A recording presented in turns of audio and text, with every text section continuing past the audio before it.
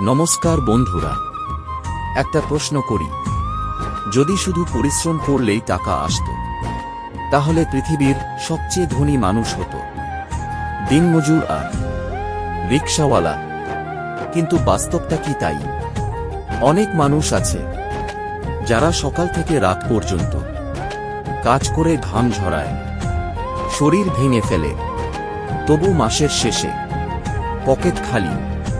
আবার এমন মানুষও আছে যারা সারাদিন অফিসে বসে থাকে, লেপটে দু-চারটা কাজ করে আর আয় করে লক্ষ লক্ষ টাকা। কেন এমন হয়?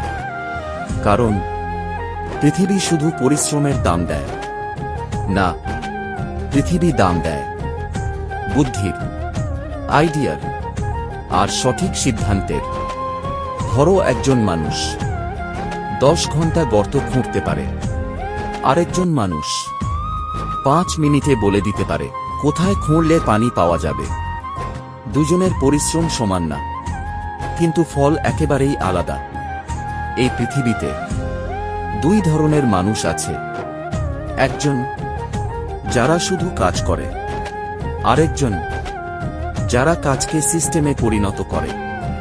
প্রথম মানুষটা সারা জীবন দৌড়ায়, দ্বিতীয় মানুষটা একবার বুদ্ধি খাটায়, তারপর টাকা নিজে থেকেই আসতে শুরু করে।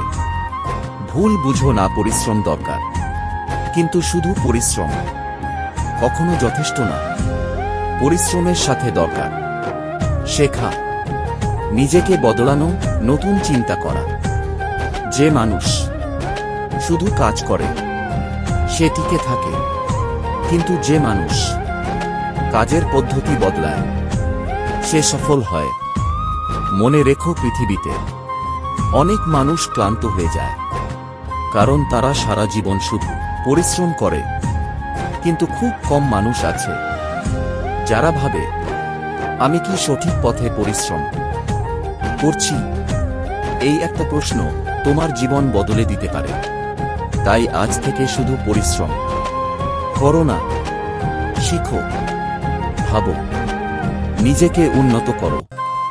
কারণ পরিশ্রম মানুষকে ক্লান্ত করে, কিন্তু সঠিক বুদ্ধি মানুষকে সফল করে। যদি এই কথাগুলো তোমার মনে লাগে, তাহলে এখনই চ্যানেলটা সাবস্ক্রাইব করো, কারণ এখানে প্রতিদিন এমন কথা বলা হয় যা হয়তো তোমার চিন্তাধারা বদলে দিতে পারে। ভিডিও সম্পূর্ণ দেখার জন্য ধন্যবাদ।